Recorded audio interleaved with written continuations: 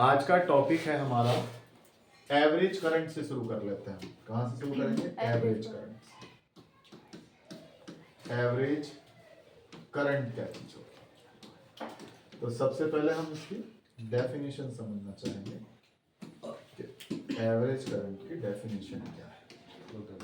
Average current देखिएगा, वैसे तो हम एवरेज करंट निकालना पहले से सीख चुके हैं, अब हम इसे थ्योरेटिकली समझना चाहते हैं। एवरेज करंट की डेफिनेशन क्या है?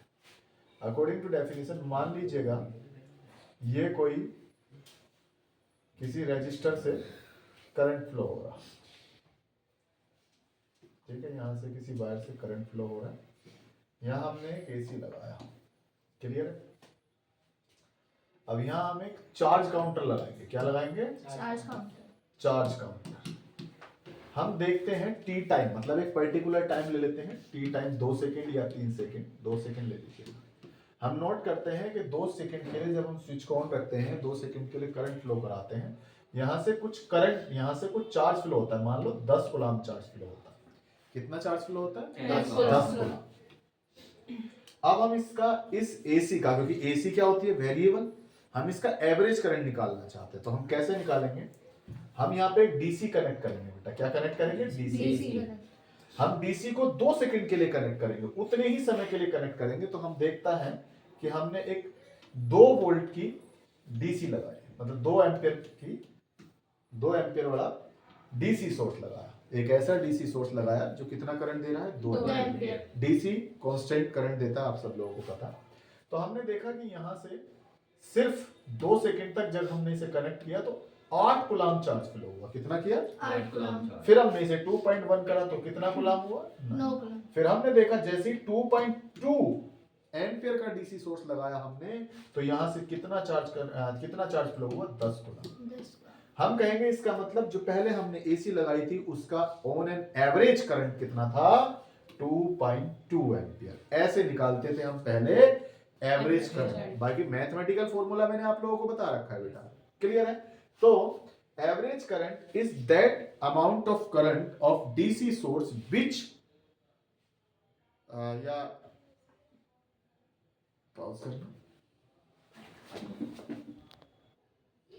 तो हम इसे जनरली ऐसे कह सकते हैं कि average current is that value of DC which sends the same amount of charge as send by AC in same interval of time. तो डीसी की वो वैल्यू क्या कहलाएगी? उस एवरेज करंट की, उस एसी करंट का एवरेज कहलाएगी। क्या कहलाएगी? एवरेज।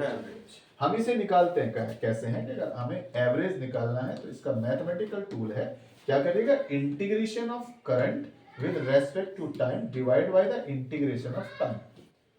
क्लियर है? हम लोगों ने पहले कई बार किया है। देखिएगा इसका मतलब क्या है कि मैं आपको समझा रहा हूं। मेरे पास एक क्वेश्चन है, मैं इस क्वेश्चन को, मुझे लगता है ये मिटा दूं मैं, सबको दिख भी रहा होगा। तुम्हें तो दिख रहा है ना बच्चों? यूट्यूब वालों को दिखाई देना देना अलग बात है भाई, ठीक है। लेक्चर को सॉर्ट करेंगे, हमारा काम ये पढ़ाना है, इसको मैं बड़ा कर देता हूं। एक क्वेश्चन है मेरे सामने, कैसे सॉल्व करेंगे क्वेश्चन से आपको समझ आ जाएगा। हमसे कहा गया कि हमारे पास एक करंट है I बराबर 60। देखो करंट है वेरिएबल, समय के साथ बदल रहा है, समय इसमें फंक्शन है किसका? Sorry time. करंट इसमें फंक्शन है टाइम का। करंट इसमें फंक्शन है बेटा टाइम का। Find the average current in 3 second, कि 3 सेकंड में कितना करंट फ्लो होगा। तो I इक्वल्स टू बच्चों आपको दिया है 60 स्क्वायर। क्या निकालना है आपको? I average. तो आप क्या करिएगा? Integration of I dt integration of time. कब से कब तक का? 0 to 3, तो 0 to 3, 0 to 3। तो देखिएगा I कितना है आपके पास? 6t square t upon 0 to 3 dt 0 to 3। तो ध्यान से देखो बेटा, 6 कांस्टेंट लूं, कांस्टेंट तो बाहर लूंगा इंटीग्रेशन के, 0 to 3 t square dt upon dt का difference integration t, limit left hand से राइट हैंड पे 0 to 3। अब क्या करेंगे? 6t, t स्क्वायर के कितना आएगा? t की power 3 upon 3, limit left hand से बेटा राइट हैंड पे चली जाएगी, upon upper limit minus lower limit. बचे हुए पार्ट्स को इधर कर रहा हूं। I एवरेज इक्वल्स टू बेटा आपके पास आएगा 6 अपर लिमिट माइनस लोअर तो 3 cube minus 0 cube divided by 3 upon 3 minus 0 3 3 2 जा 6 2 3 3 जा 9 minus 0 upon 3 you will find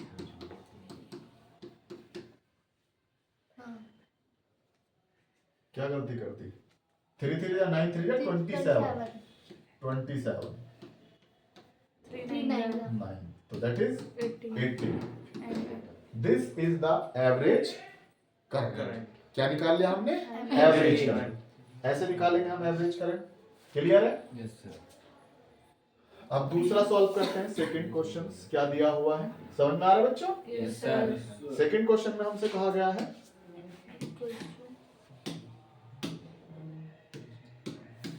देखिए कि हमारे पास एक ईएमएफ है वोल्टेज है E equals to 6t plus 2 कितना E दिया है आपको 6t प्लस 2 क्लियर दिख रहा है बेटा इस पे Yes. व्हाइट ज्यादा से दिख रहा है दिख रहा है सर इससे ठीक है तो बेटा हमें क्या निकालना है ई एवरेज मतलब एवरेज निकालना है वोल्टेज का कितना फॉर 0 to 2 सेकेंड तो सिंपल है ई एवरेज निकालना है तो बड़ा आसान तरीका क्या करेगा इंटीग्रेशन क्योंकि ये जो ईएमएफ है वोल्टेज है वो किसका फंक्शन है टाइम का तो कोई भी ऐसा फंक्शन जो टाइम पे डिपेंड करता हो या ठीक है उसका हम इंटीग्रेशन इस तरीके से कर सकते हैं बेटा तो e dt upon integration of dt limit 0 to 2 0 to 2 clear है बेटा e कितना दिया है आपको बताओ 6 t प्लस 2 प्लस 2 बेटा dt upon integration 0 to dt तो बेटा इंटीग्रेशन लिमिट इधर 0 to 6 ऐसे ही ओपन करेंगे 0 to देखिएगा बेटा 0 to 2 60 dt प्लस ऐसे ही ओपन करते हैं 0 to 2 dt upon 0 to 2 dt मैं ऐसे कर रहा हूं अब ओपन कर रहा हूं देखिएगा क्या करेंगे कांस्टेंट को बाहर लेंगे अंदर क्या बचेगा t 0 to 2 t dt plus 2 बाहर 0 to 2 dt अपॉन इसका कर देता हूं इंटीग्रेशन इसका इंटीग्रेशन आएगा t लिमिट लेफ्ट हैंड से राइट हैंड पे 0 to 2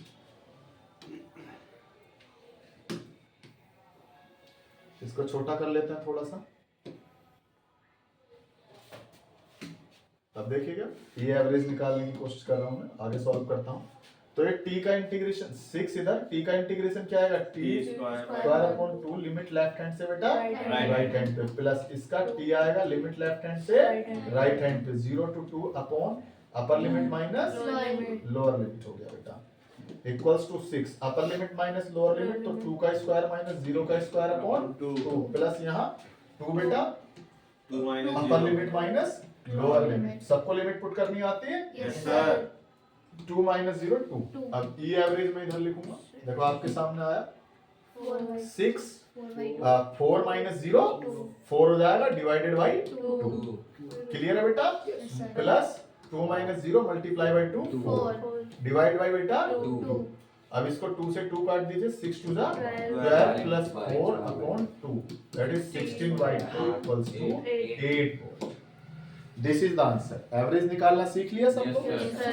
average current is related to the flow of charge that is very clear is that value of DC which sends the same amount of charge as sent by the AC in same time through the same circuit. Next चलते हैं बेटा अब एक question ये है आपके सामने यहां पे देखो क्वेश्चन ये है कि सर हमारे सामने करंट दिया है I बराबर I naught sine omega T तो देखिएगा यहाँ पर जो करंट फंक्शन है वो किसका है टाइम का करंट किस पे डिपेंड कर रहा है टाइम पे और इसका क्या निकालना है हमें एवरेज कोई भी ऐसा फंक्शन जो टाइम पे डिपेंड करता हो उसका एवरेज निकालने का तरीका मैंने बताया integration of the function divided by the integration of time we will find the average of this तो मैं आपके सामने लिख रहा हूं I बराबर दिया है बैकग्राउंड कर लूं क्या दिक्कत हो रही होगी इसमें प्रॉब्लम आ गई ना ओके देख लीजिएगा I बराबर I naught sine omega T तो हमारा एवरेज निकालने का तरीका क्या है एवीजी बराबर I का integration dt divided by integration of dt, कहां से कहां तक, for a complete time period, zero से टाइम पीरियड t तक, zero to t। Time period जानते हैं, ये एसी का ग्राफ होता है कि Yes, sir. एक साइकिल कंप्लीट करने में जो टाइम लगता है that is t, capital T। सबको पता होना चाहिए टाइम पीरियड क्या होता है।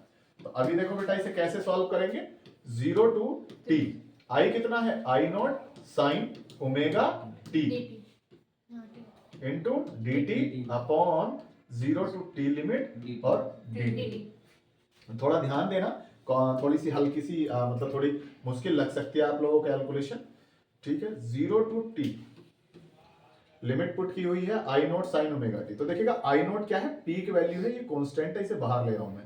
सबको पता है कांस्टेंट इंटीग्रेशन के बाहर लेते हैं। I naught zero to T sine omega T D T upon zero to T D T. Clear है बच्चों। अब इंटीग्रेशन करने की कोशिश करता हूं। I naught sine omega T का इंटीग्रेशन क्या आएगा बेटा, माइनस कॉस ओमेगा टी।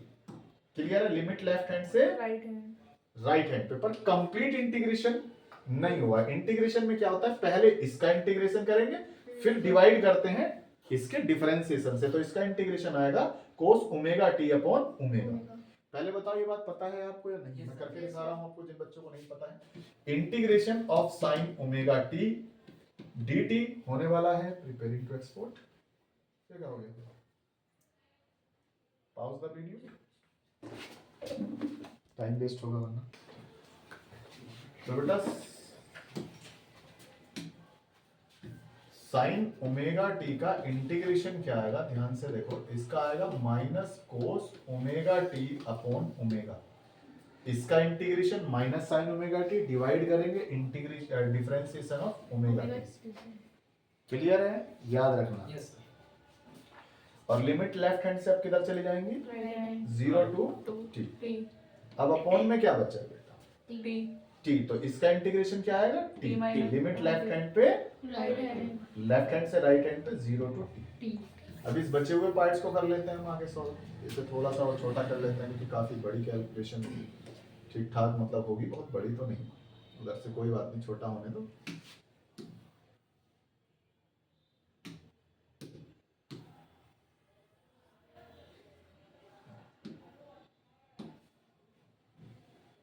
ठीक है बेटा, नेक्स्ट। Yes, sir.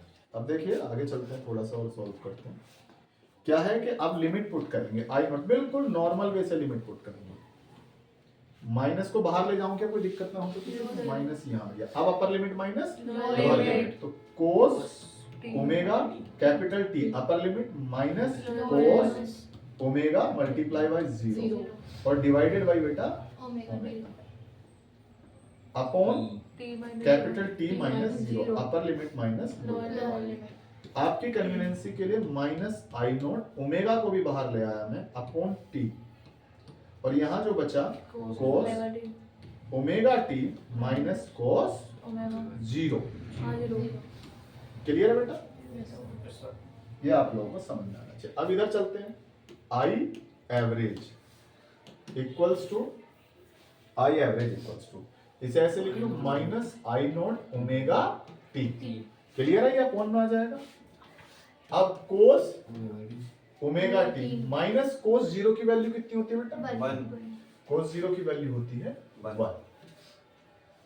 अभी मैं क्या करने वाला हूं, माइनस आई नॉट, बेटा t किसके बराबर होता है, t equals to 2 pi upon omega. या तो ओमेगा की जगह वैल्यू रख दीजिएगा या t की वैल्यू रख दीजिएगा 2 पाई अपॉन ओमेगा। क्लियर है, तो देखिएगा ओमेगा किसके बराबर हो जाएगा, 2 pi upon, sorry omega, this is omega, हाँ बिल्कुल t की जगह रखूंगा, omega multiply by 2 pi upon omega, इधर cos omega multiply by 2 pi upon omega minus 1। कोई दिक्कत किसी को, ओमेगा से ओमेगा कर दिया, ये कुछ नहीं था यहाँ पे, कभी किसी को कुछ लगने लगे, ठीक है। दिस वाज ओमेगा जो कि अब कट चुका है। So I average equals to minus I naught upon 2 pi. अब क्या बचेगा बेटा? Cos cos 2 pi. ओमेगा से ओमेगा कट गया, तो क्या बचा? Cos 2 pi. 2 pi minus 1। अब बच्चों बताओ 9. कोस 2 पाई की वैल्यू कितनी होती है? 1 हो जाएगी। होती है कि नहीं होती? कोस 0 की वैल्यू 1, कोस 180 की वैल्यू -1, कोस 360 की वैल्यू 1। पक्का? ठीक है, -1। तो बेटा सब कुछ 0 multiply by 0 everything is 0. Time period मतलब capital T, time period T का मतलब कंप्लीट साइकिल। इसका मतलब क्या है बेटा यहाँ पे? Complete cycle, complete cycle. तो हमने देखा कंप्लीट। अब हम यहाँ से काफी कुछ सीखेंगे। कंप्लीट साइकिल हमने सीखा कि average current for complete cycle of AC, क्योंकि यही करंट था हमारा एसी का, अगर हमें याद हो तो, जो जनरेटर से लिया था हमने, इज ऑलवेज 0। अगर एसी का आप एवरेज करंट निकालोगे ना कंप्लीट साइकिल के लिए, तो वो हमेशा क्या आएगा? 0। दिस इज आवर फेलियर कि इस मेथड से हम एवरेज वैल्यू नहीं निकाल सकते एसी की। तो हम एक दूसरा मेथड इस्तेमाल करेंगे, या वो आरएमएस होगा, वो बाद में समझाऊंगा। फिलहाल हम एवरेज करंट एसी का निकालेंगे लिए हाफ साइकिल के। ये एवरेज 0 हो क्यों रहा है, अगर आप समझना चाहते हो तो ये एवरेज 0 इसलिए हो रहा है क्योंकि जो फंक्शन आपको दिया है, जो करंट दिया है आपको, उसका ग्राफ ऐसा है। तो उतने समय के लिए पॉजिटिव, उतने समय के लिए नेगेटिव, दोनों को ऐड करते हैं तो आंसर क्या जाता है? 0।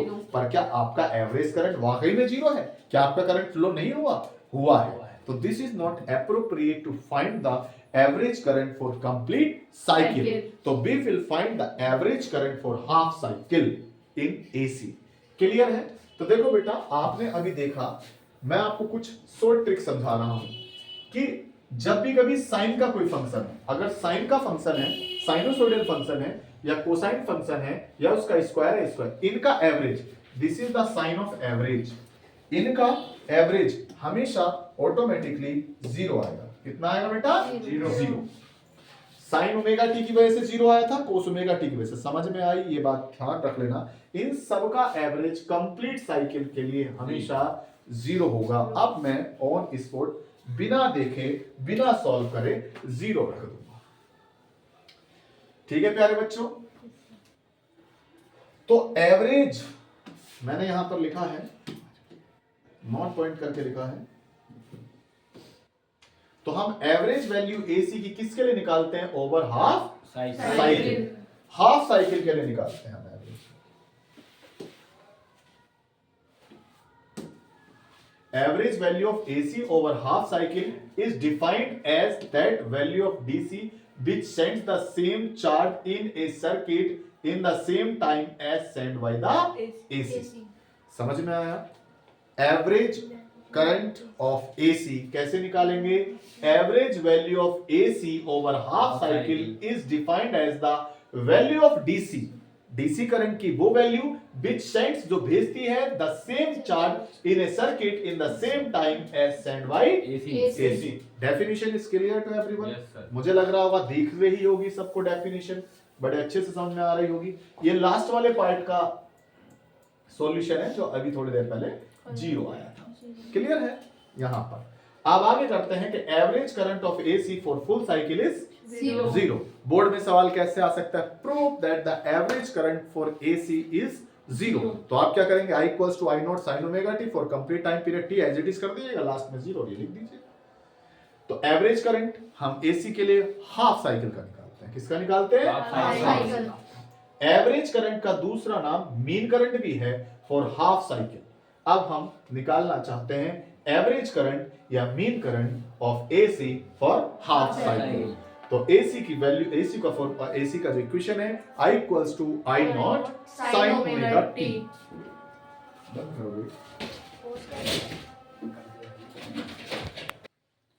तो बेटा देखो, हमें निकालना है एवरेज और mean current of AC for half cycle. क्या निकालने वाले हैं हम?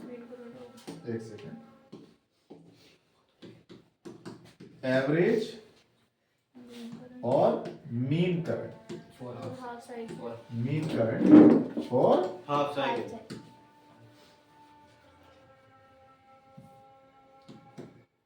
हाफ साइकिल किसकी? एसी का, ऑफ एसी, अल्टरनेटिव का। ठीक है, हाफ साइकिल। तो देखिएगा प्रूफ कहिए कुछ, I equals to I naught sine omega T, यही इक्वेशन है correct? Yes, sir. Yes, sir. किसके लिए निकालनी है आपको? Half cycle. साइकिल के लिए। तो average for half cycle, half cycle, first half cycle. तो देखिएगा एवरेज निकालने का एक ही तरकीब है, क्या करिएगा? I average integration of current divided by integration of time. किसके लिए निकालना चाह रहे हो? हाफ साइकिल के। तो फुल साइकिल का टाइम पीरियड टी था, तो हाफ साइकिल का T by T 2. By two. 2 हो जाएगा बेटा। तो 0 to T by 2, 0 to T by 2, limit put करेंगे 0 टू टी बाई 2। अब मैं इसको छोटा कर रहा हूँ क्योंकि फिर काफी सारी जगह की इसमें जरूरत पड़ने वाली है। इसमें एकदम से वैल्यू 0 नहीं होगी। सबको दिख रहा है? Yes, sir. ठीक है बेटा। अब लिखते हैं आई एवरेज, ध्यान से देखना सब। आई एवरेज इक्वल्स टू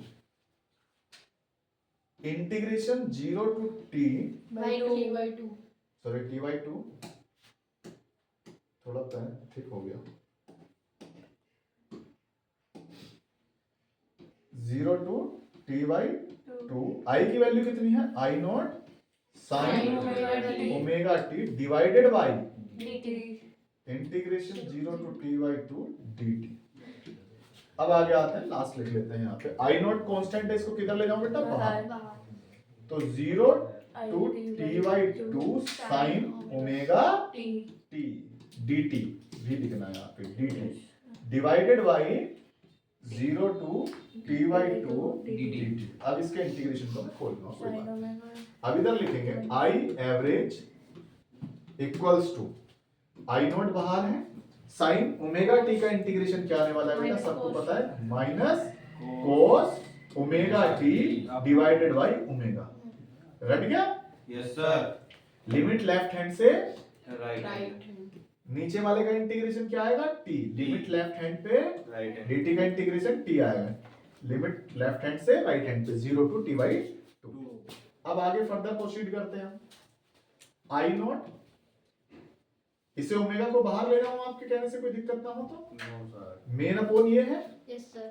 ये आई नॉट है, अपर limit minus, Lower limit. Minus को भी बाहर ले रहा हूं, Yes, Yes, sir. sir. तो क्या बचेगा? Upper limit cos omega capital T minus cos omega multiply by 0, यही होने वाला है upper limit T by 2 minus 0 बराबर, सर ऊपर बोले T by 2 होगा। Omega T. हाँ T by 2, very good, T by 2। तो minus I naught omega upon यहाँ क्या बचेगा पहले कर लेते हैं, कोस omega T by 2 minus cos 0 omega multiply by 0 0। Clear है? Yes, sir. अपॉन में टी माइनस 0 टी बाई 2। इस 2 को ऊपर ले जाऊंगा, इसको नीचे ले आऊंगा। Yes, sir. ठीक है, अब इसे थोड़ा सा छोटा हम कर लेते हैं। सर वो पूरा होगा। चलो कोई बात नहीं, कोशिश करेंगे, वन मोर ट्राई। अब हो गया ना सेलेक्ट?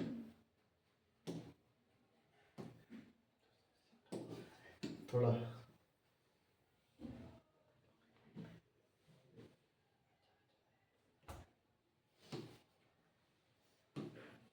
अब तो हो ही जाएगा इसका, क्या क्यों भैया?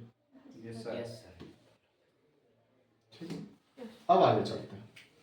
तो यहां से देखिएगा इक्वल्स टू, ये हो जाएगा minus 2 I naught upon omega T और cos omega T divided by 2 minus 1। अब यहां आते हैं, आई एवरेज इक्वल्स टू क्या होने वाला है बेटा? अब मैं क्या करूंगा, ओमेगा की जगह रखूंगा, सबको पता है ओमेगा किसके बराबर होता है, 2 पाई, या टी किसके बराबर होता है, टी रख लो, t equals to 2 pi upon omega. This is the formula of time period. Yes, 2 sir. pi is the 2 pi upon omega. Omega is the angular velocity. 2 pi is the 360. Clear है? आपको पहले पता होगा। Sir T की value रखें। हाँ t की value रखेंगे, t की ही रख रहे हैं, पहले रखा तो हमने t की रख रहे हैं। तो माइनस एक ही पैटर्न फॉलो करेंगे, आई नॉट ओमेगा, t की वैल्यू कितनी है? ये कैपिटल T है बेटा, पाई 2 pi by omega 2 pi upon omega omega इधर आ जाओ cos omega multiply by 2 pi upon omega divided by 2 minus 1। इस ओमेगा से ये ओमेगा कैंसिल, इस ओमेगा से ये ओमेगा कैंसिल, इस 2 से ये 2 कैंसिल, माइनस आई नॉट पाई। पाई अब क्या बचेगा बेटा, ध्यान से देखो, cos 2 पाई 2, इस 2 से ये 2 कैंसिल क्योंकि ये एंगल में है। पाई ये किस चीज में चल रहा है, एंगल में, यस और नो। तो 2 से 2 कैंसिल, तो बचेगा क्या यहाँ पर, pi minus 1 minus I naught upon pi, cos pi की वैल्यू -1। सबको पता कोस पाई की वैल्यू कितनी होती है बेटा, -1। सो ये -2 minus minus plus 2 I naught upon pi. This is average current of AC for half cycle.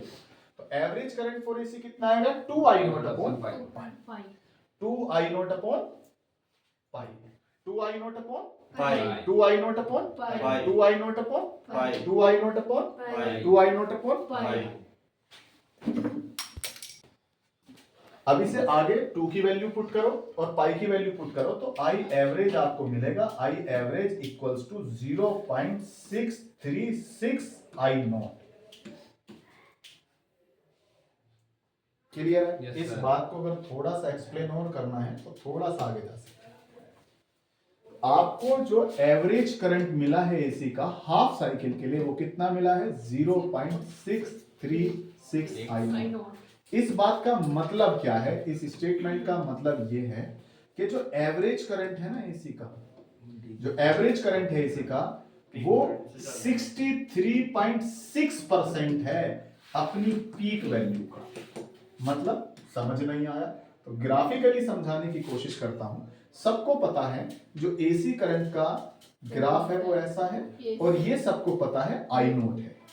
तो इसका जो एवरेज आएगा वो 50% नहीं आएगा, 50% से थोड़ा ऊपर, कितना, 63.6% I naught. This is I average. Clear? Yes, sir. I naught, I average यहां लाई करेगा, नॉट बिटवीन। क्लियर है? तो आई नोट इस बात का मतलब है कि आई एवरेज एसी का जो एवरेज करंट होता है वो 63.6% होता है, किसका, अपनी पीक वैल्यू का। मान लो आपसे कहा गया हमारे पास एक करंट है AC current I naught sine omega T, या मान लीजिएगा I equals to I naught 6 sine omega T, इसकी वैल्यू आपको दी होगी, तो वो आपसे कहेगा इसका एवरेज निकाल के दिखाइए। क्या निकाल के दिखाइए? Average. एवरेज। तो बड़ा आसान है, इसका एवरेज कितना होगा, 63.6% ऑफ 6। क्लियर है ना? या इसको 8 मान लीजिएगा, वैल्यू थोड़ी ऐसी हो गई है 8। तो अब बड़ा आसान है, आपके पास परसेंटेज निकालने के लिए इधर हटाइएगा, अपॉन 100 लगाइएगा, पॉइंट उड़ाइएगा, सॉल्व कर लेंगे आप ये। Yes, sir. Yes sir clear है? Yes, इस sir. तरीके से भी निकाल सकते हैं, वरना दूसरा तरकीब आपको बता ही दिया। ठीक है बच्चों? Yes, sir. बढ़िया से समझ में आया? यस सर अब आगे चलते हैं। अब हम सीखेंगे आरएमएस वैल्यू। आरएमएस वैल्यू क्या होती है बच्चों? टाइम हो गया? कोई बात नहीं, बस अरे यहीं खा लियो खाना, क्यों टेंशन ले रहे हो? 41 यहीं खाना खा लियो, खिचड़ी बना लेंगे, ठीक है? आओ आरएमएस वैल्यू। वैसे तो आरएमएस मैंने आपको निकालना सिखा रखा है, पर फिर भी बुक के हिसाब से बात करते हैं। आरएमएस वैल्यू ऑफ एसी, देखो बेटा क्या था कि हम एवरेज करंट नहीं निकाल सकते। क्या नहीं निकाल सकते? एवरेज करंट फुल साइकिल के लिए क्या आएगा, बार बार जीरो, हमें बाद में कुछ भी नहीं नहीं मिलेगा। बट हमें हाफ साइकिल के लिए थोड़ी एवरेज निकालना है, तो हमने एक दूसरा मेथड निकाला जिसके थ्रू हम एवरेज कैलकुलेट कर सकते थे कंप्लीट साइकिल के लिए। उस मेथड का नाम है आरएमएस। आरएमएस भी एक तरीके का एवरेज या मीन ही कहलाता है।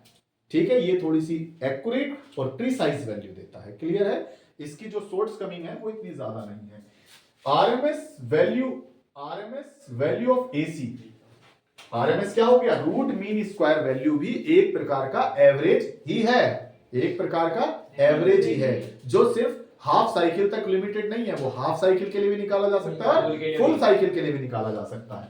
ऑफ एसी इज डिफाइंड, इसको कैसे डिफाइन करते हैं, RMS value of AC is defined as that value of DC, ये DC का वो करंट है which produces the same heating effect in a given resistor as is produced by the given AC when passed for the same time. समझ नहीं आया कुछ भी? हिंदी में इसके कहने का मतलब यह है कि डीसी की वो वैल्यू जो सेम इफेक्ट प्रोड्यूस करती है हीट का जैसे कि एसी के द्वारा किया गया था उस रेजिस्टर्स में उन सेम टाइम में। बट इसको कोशिश करता हूं मैं समझाने की। मान लीजिएगा यहाँ पे कोई रेजिस्टर्स लगा है बच्चों, क्या लगा है? कोई रेजिस्टर, और मैंने इसको कनेक्ट कर दिया एक एसी सोर्स से। क्लियर है बच्चों? अब यहाँ पे मैंने एक थर्मोकपल या कोई एक ऐसा डिवाइस लगा दिया जो हीट को मेजर कर सकता है। हीट मीजरिंग डिवाइस मैंने यहाँ पे लगा दिया, हीट थर्मोकपल, या आपके लैंग्वेज में थर्मोमीटर कह सकते हैं, बट थर्मोमीटर ह्यूमन का टेम्परेचर नापता है। थर्मोमीटर नहीं लगाया मैंने, थर्मोकपल कोई डिवाइस लगाया है। तो हीट मीजरिंग डिवाइस मैंने लगाया जो एच को मेजर करेगा। अब देखिएगा मैंने क्या करा, टी टाइम के लिए, टाइम कुछ भी हो सकता है, 1 सेकंड, 2 सेकंड, 3 सेकंड, तो आपके लिए मैं वो टी टाइम जो है 3 सेकंड्स मान लेता हूं। वैसे ऐसा है नहीं, जस्ट मान रहे हैं हम कि हमने टी टाइम मतलब 3 सेकंड्स के लिए एसी को कंटिन्यू किया, स्विच को कंटिन्यू किया, और यहां पर हीट जनरेट हुई बेटा 20 जूल। मान लीजिए कितनी हीट जनरेट हुई? 20 जूल हीट जनरेट हुई। अब मुझे इसकी आरएमएस वैल्यू निकालना है, तो पहले मेरे पास मैथमेटिकल टूल नहीं थे कि मैं कैलकुलेट कर सकता था। मैंने क्या करा, यहां पर एक डीसी सोर्स लगाया।